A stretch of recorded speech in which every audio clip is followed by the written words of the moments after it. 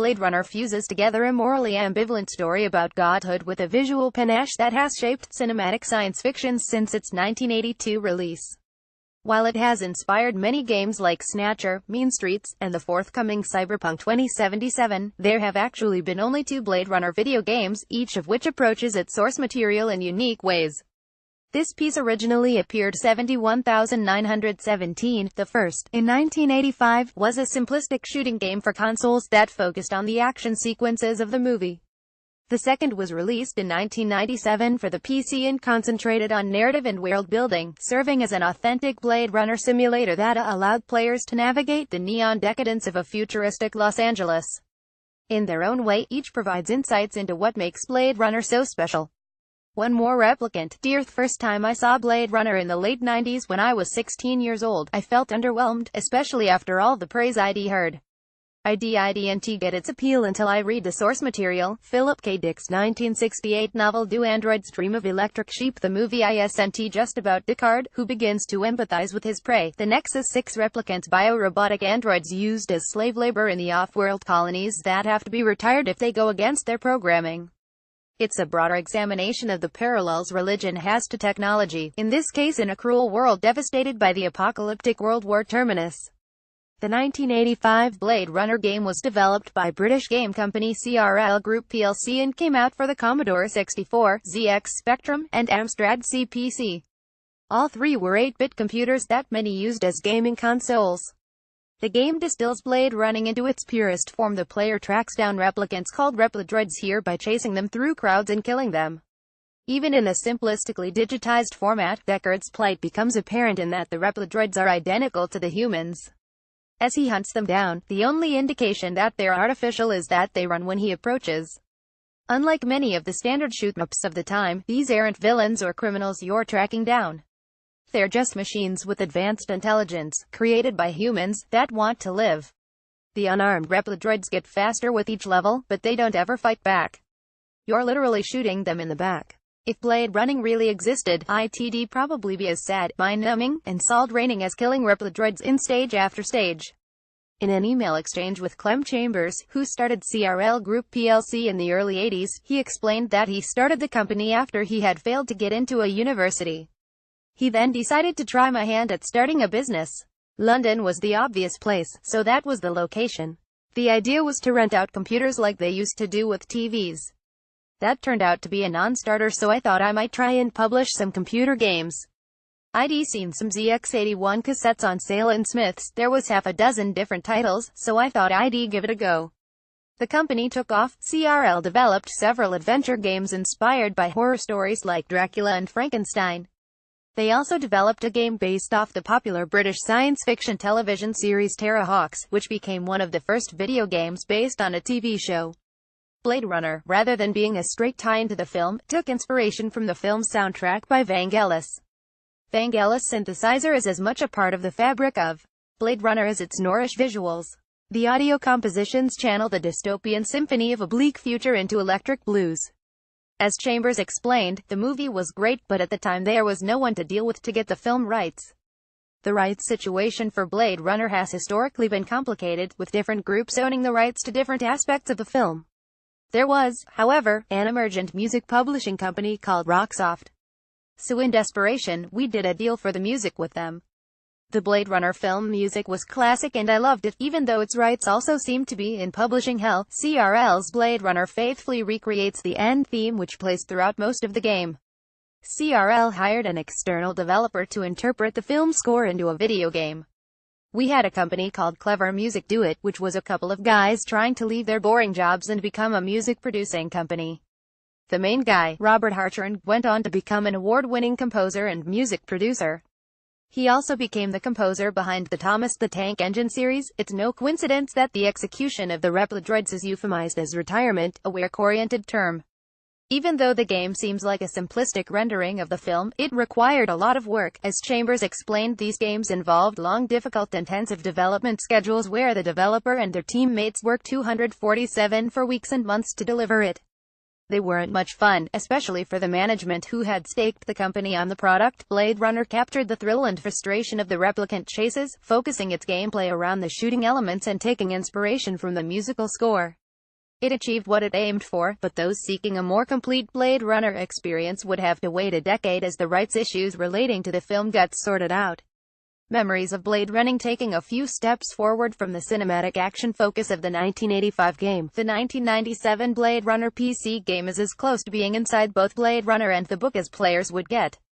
A point-and-click adventure game, it was developed by Westwood Studios and published by Virgin Interactive. Westwood was bought by EA in 1998. I worked at EA from 20,032,005, though I never worked directly with the EA Westwood division. The whole game begins when a series of animal murders leads rookie Blade Runner Ray McCoy on a journey to track down a different group of replicants from the film. The game has many nods to Do Android's Dream of Electric Sheep. This includes the pet shop, the stigma of artificial pets, and the idea of kibble junk that tends to reproduce itself. There is also a reference to Philip K. Dick's novel Ubik through the name of the pet shop owner, Runsider. Louis Castle, the executive producer for Blade Runner PC, told me in an email our game design and writing teams at Westwood always did deep research into the IP we were working on. The reference to Dick's other work, and even a few nods to other works referenced as influences to the original film, were lovingly included as an homage to the film, its creators and their inspirations. I strongly believe that great IP extensions build upon the body of work and value of the IP instead of borrowing from it. That spirit of building on the original was what helped Westwood get the project in the first place. The production company that holds the rights for the film, the Blade Runner Partnership, had spent several years securing the rights. Even then, there were lingering concerns that aspects of the film's rights could be claimed by different parties. So when they began searching for potential developers, they were drawn to original content rather than a recreation of the film as with most tie-in games. Castle explained, the original pitch of Blade Runner was to create a game concurrent with the film that would allow for any events off-camera to be resolved in a variety of ways. Weaving the game story into the existing film narrative allowed the player to immerse themselves in the film world without requiring them to replay events they have already seen. More importantly, they get to provide the context for the backstory, so in a very real sense, the player's story becomes deeply personal. Ray McCoy is a contemporary of Rick Deckard, inhabiting the same space and even using similar equipment. The game lets you control McCoy as he utilizes the tools of Blade Running. There is a palpable thrill in using the Esper machine to recreate photos in 3D, or busting out the Voigtkampf machine to ask provocative questions to track emotion in targets. While the latter device was in both the film and book, in the game it feels much more tangible, as you see the exact mechanics of how it functions and determine the questions you want to ask. This is in addition to players tracking down witnesses, interrogating them using 5 of the available personalities you can select from in the pause menu, compiling clues in the Knowledge Integration Assistant, and following up on leads at various locations. You're not just a passive witness in the world, but an active participant, sleuthing your way through the mysteries of the case, as well as the history of the dying metropolis. Above all, the Blade Runner game is a simulation, Castle explained. Each character collects information and shares it while events continue to unfold. The player is inside the simulated machine and sets conditions which allow for events, but the exact order is very loose. Interestingly, the game does not determine McCoy's reality. Characters like Lucy may be replicant or sympathizer, but no such decision is made for McCoy. If the player plays as if McCoy is a replicant, then the simulation notices and treats McCoy as a replicant. The converse is equally true. This further enhances the player's ability to inform the narrative and to make the world of Blade Runner very personal. It is even quite possible to play the game to the completion and in the final moments have a dramatic change in behavior that flips the world's assessment of your humanity, or lack thereof. This seeming ambiguity about who is a replicant and who isn't is a key component of Blade Runner's allure. The question of whether Rick Deckard is a replicant or not is one of the most hotly debated questions from the film. As Castle mentioned, for the game, McCoy's status is interlinked with how you navigate your way through the world. The narrative changes with randomized events in every playthrough, diverging and intersecting to result in 13 possible endings. Some characters will be replicants in one playthrough, but not in another. This makes the story feel dynamic and also amplifies the game's sense of anxiety, since you don't want to retire a human by mistake. The irony of the Blade Runner universe is that some of the most inhumane behavior identifies a character as human, Castle stated. We created the context of the story as acts with classic story structure. Each act began with an inciting incident and ended with a resolution. Unlike linear narrative, we allowed for a variety of resolutions so that a player could continue the story with their own conceptions of McCoy's humanity. Tales of the future, glowing bicycles in the rain, advertisements for off-world colonization, and spinner forays past skyscrapers are just part of the connections between Westwood's Blade Runner and the film. Westwood worked with the film's original concept artist, Sid Mead, as well as the film's set builders, to help recreate the original sets along with new ones.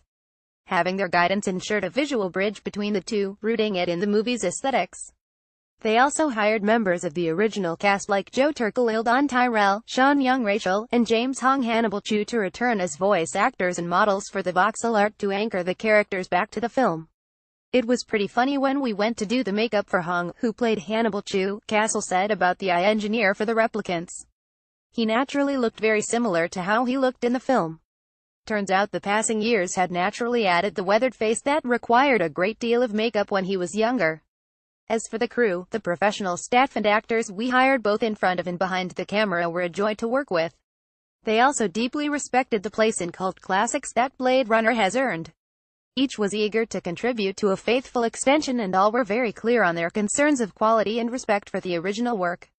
Contributing to games, other than voiceover work, was new to many of them, so it was exciting to share our experiences. Castle wore many hats on the game: art director, technical director, executive producer, which helped create a sense of unity across the game's world. But it was the entire team's contributions that brought the vision to life. The team at Westwood had worked together for so long we could practically finish each other's sentences. Donnie Mealy did a great job as producer, Mike Legg was phenomenal as engineering lead, and Aaron Powell really pushed the limits on the art. I had the concept of how we could combine art, technology and design to push some boundaries, but I could never have balanced it all without the entire team at Westwood, especially the craft leaders. I believe maintaining the technology, art and design decisions allowed me to make more nuanced trade-offs between the disciplines. The music, composed by Frank Klepacki, faithfully evokes the spirit of Vangelis via a technological dirge that is as haunting as it is memorable. Frank did an amazing job of not only recreating the magnificent soundscape from the film but also extending the emotional sense into new environments. Each setting, from nightclubs to animal stores, created new opportunities to extend the emotional impact of the film. In addition to melancholy and isolation, we endeavored to create a constant sense of tension and fear, with very little action. The fact that virtually any scene could explode in violence really helped to drive home that feeling of anxiety. Recreating the emotions evoked in the film was a constant and deliberate effort. Every line of dialogue, concept drawing, sound effect and countless other details were measured against recreating the emotions of the film. While the game was a critical and financial success, the prospect of an increased licensing fee coupled with high production costs precluded a sequel from happening. We never got to the point of laying out the story for Blade Runner 2, Castle explained. Given the large diversity of endings, it would have been a challenge to continue on Ray's story. The game engine sequel would have been about continuing the technology of interactive stories and the use of deferred rendering to bring visually and narratively deep stories to life. I suspect we would have continued the storyline through McCoy, since the very nature of McCoy's humanity is the story the player gets to tell in Blade Runner .2049 and 2017. I never thought there would be another Blade Runner film. Like many fans, I was thrilled by the announcement and the release of the trailer for Blade Runner 2049. With a new movie on the horizon, it will be interesting to see if more games are created in the world, especially as the mythos grows.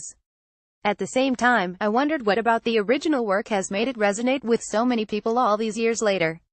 It's because it makes us examine what it means to be human, Castle conjectured when I asked him this question. The Blade Runner world provokes deep emotions and questions the path of humanity. We have already begun to merge humanity with technology. Technology is no longer just a tool but has expanded to become a very real part of who we are. We have become creators who have advanced our machines far faster than our biology has evolved and continue to incorporate them into our very being. The blending of humanity and technology through biological intervention and cybernetics could prepare us for the likely technical singularity, but will they oppose each other the way some scientists have warned and result in a future where something corresponding to an actual Blade Runner department retires errant technology? Don't think there will be a battle between people and machines, Castle stated. I think the two will become indistinguishable. It will be up to us to preserve humanity. Stories like Blade Runner are even more important now to help us define humanity. Through the plight of the replicants we can examine our own prejudice and mortality and hopefully find what parts of our frailties make us human to preserve them. Whenever I watch Blade Runner, I think of the way the movie, book, and games complement each other, giving deeper meaning to each. Ultimately, it's the way Blade Runner's power comes from its framing of questions about existence and technology, showing them from a perspective that both humans and theoretical replicants alike can empathize with. Whether it's focusing on the action that shows the adverse relationship between humanity and technology, or letting players fill the shoes of a Blade Runner and decide themselves how to juggle the moral uncertainties of executing replicants, the Blade Runner games find new ways to explore the themes of the film.